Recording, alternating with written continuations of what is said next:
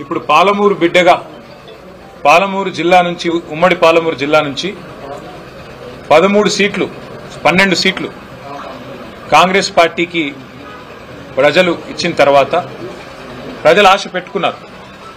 మా జిల్లా బిడ్డ ముఖ్యమంత్రి అయితే మా జిల్లాకు కొంత ప్రయోజనం అనుగురుతుందని, లాభం జరుగుతుందని, తప్పకుండా ఫలితాలు శరవేగంగా వస్తాయని, 6 గ్యారెంటీలు 100 రోజుల్లోనే అమలు అవుతాయని, పాలమూరు బ్రతుకు ముఖ చిత్రం మారుతుందని, ఇట్లా ఎన్నో ఆశలతో 12 సీట్లు ఉమ్మడి పాలమూరు జిల్లాలో, ఉమ్మడి మహబూబ్నగర్ జిల్లాలో ప్రజలు కాంగ్రెస్ పార్టీకి ఇచ్చినారు.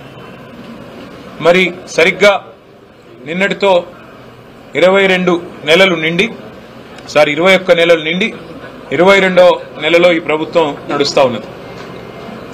వాస్తవం ఏంది అంటే పెద్దలు కేసీఆర్ గారి నాయకత్వంలో పాలమూరు రంగారెడ్డి ఎత్తిపోతల పథకం కింద 90% పనులు పూర్తి చేసి, రిజర్వాయర్ల నిర్మాణం పూర్తి చేసి, మరి ఇప్పటికే భూసేకరణ గాని ఇప్పటికే చేయాల్సిన అన్ని కార్యక్రమాలు కూడా పూర్తి చేసి ఒక వడ్డిచ్చిన విస్తర్లాగా అప్పచెప్పి రేవంత్ రెడ్డి గారికి, కాంగ్రెస్ ప్రభుత్వానికి అప్పచెప్పి మేము గద్దె దిగాం డిసెంబర్ 23లో.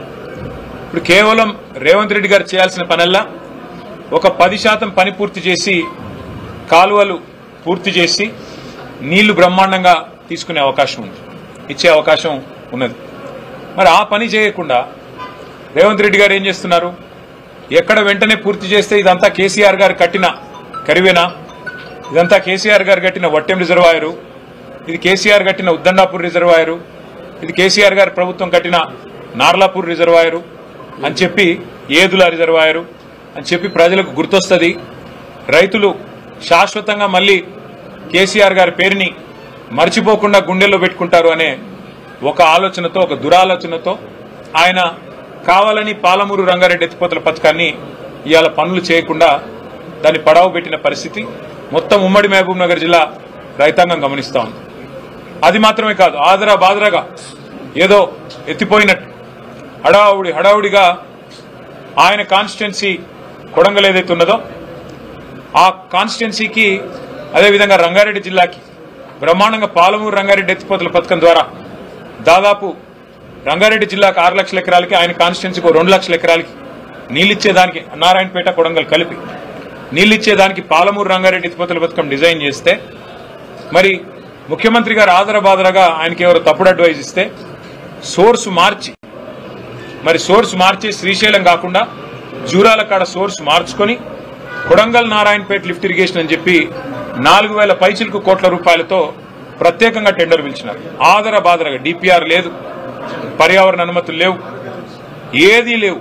డైరెక్ట్ గా అనుమతులు లేకున్నా హడావుడిగా ఏదో మనసులో వేరే ఆలోచన పెట్టుకుని ఆగమాగం చేసి పిలిస్తే ఏం జరిగింది? మొన్న green tribunal Narayanpet Kodangal lift irrigation ప్రాజెక్టుకు మరి అనుమతులు లేవు, పర్యావరణ అనుమతులు, కాబట్టి వెంటనే స్టే ఇచ్చింది. అట్లాగే రైతులు పోరాటం చేస్తూ ఉన్నారు, పెద్ద ఎత్తున రోడ్లు ఎక్కుతా ఉన్నారు, కదం దొక్కుతా ఉన్నారు. మాకు మీరు కాంపెన్సేషన్, నష్టపరిహారం ఏదైతే చెల్లించాలో మీరు చెల్లించడం లేదు అంటూ వాళ్ళు కూడా కదం దొక్కుతా ఉన్నారు. కానీ కేసీఆర్ గారి నాయకత్వంలో 10 ఏళ్లలో అన్ని పెండింగ్ ప్రాజెక్టులను కూడా శరవేగంగా పూర్తి చేసి 8 లక్షల ఎకరాలకు నీళ్లు ఇవ్వడమే కాకుండా కేఎల్ఐ గానీ, నెట్టెపాడు గానీ, భీమా గానీ, ఇంకా ఇతర ప్రాజెక్టులు గానీ అన్నింటినీ పూర్తి చేసి నీళ్లు ఇవ్వడమే కాకుండా, పాలమూరును సస్యశ్యామలం చేయడమే కాకుండా, శాశ్వతంగా మళ్లీ పాలమూరు అంటే ఒక గోదావరి జిల్లాలాగా, కోనసీమలాగా మార్చాలనే ఒక బృహత్ సంకల్పంతో రిజర్వాయర్లతో సహా 90% పనులు పాలమూరు రంగారెడ్డి ఎత్తిపోతల పథకంలో మరి పూర్తి చేసిన ఘనత కేసీఆర్ గారి ప్రభుత్వానికి. ఇవాళ 10% పూర్తి చేయకుండా 22 నెలలుగా పాలమూరును ఎండబెడుతున్నది పాలమూరు బిడ్డగా చెప్పుకునే రేవంత్ రెడ్డి గారు.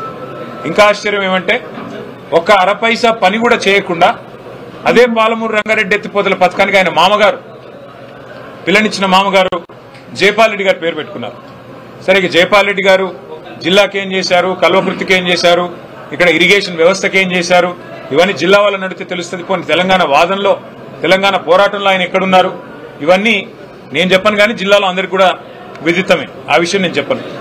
కానీ ఇవాళ జైపాల్ రెడ్డి గారు పేరు పెట్టుకున్న ప్రాజెక్టుకి కూడా ఒక రూపాయి కేటాయించకుండా ఆ ప్రాజెక్టును పడావు పెట్టి ఆ ప్రాజెక్టును పూర్తి చేయకుండా పాలమూరును ఎండబెడుతున్నది, పాలమూరు నోట మట్టి కొడుతున్నది ఖచ్చితంగా పాలమూరు బిడ్డగా చెప్పుకునే రేవంత్ రెడ్డి గారు అనే మాట చెప్పక తప్పదు. సరే, కాళేశ్వరం విషయంలో కేసీఆర్ గారిని బద్నాం చేయడానికి అక్కడ మేడిగడ్డలో 85 పిల్లర్లో 2 పిల్లర్లకి సమస్య వస్తే అది మొత్తం అంతర్జాతీయ సమస్యగా చిత్రీకరించి ఏదో రాజకీయ లబ్ధి పొందేదానికి లక్ష కోట్లు అని మాట్లాడతారు. ఆయన మామగారు స్వయంగా పద్మారెడ్డి గారు చెప్పినారు, అది 93,000 కోట్లు 94,000 కోట్లు ఖర్చైన ప్రాజెక్టులో 1,00,000 కోట్ల కుంభకోణం ఎట్లయితుంది, ఇది రాజకీయం తప్ప ఇంకోటి కాదు అని వాళ్ళ మామగారు చెప్పినా దాని మాట వినరు. 94,000 కోట్ల రూపాయలు ఖర్చైన ప్రాజెక్టులో 2 పిల్లర్లు దెబ్బతింటే 200-250 రూపాయల ఏజెన్సీయే ఖర్చు పెట్టి రిపేర్ చేసే అవకాశం ఉండగా కూడా ప్రజల మీద ఒక పైసా భారం పడకుండా చేసే అవకాశం ఉండగా దాన్ని ముందుకు పోనీయరు. సరే, అక్కడంటే ఏదో జరిగింది, ఏదో మీరు 20 నెలలు మీ పైశాచిక ఆనందం కోసం రైతులను ఇబ్బంది పెడుతున్నారు, కేసీఆర్ గారిని ఇబ్బంది పెట్టడం ద్వారా కేసీఆర్ గారి మీద కేసు పెట్టాలనుకోవడం ద్వారా అక్కడ ఒక రాజకీయ కుయుక్తితో ప్రయత్నం చేసినారు అనుకోవచ్చు. మరి పాలమూరు రంగారెడ్డి ఎత్తిపోతల పథకానికి ఏమైంది? ఇక్కడ మీకు ఏ ఆటంకం లేదు కదా, ఇక్కడ 90% పనులు అయిపోయినాయి కదా, కేవలం 10% పనులు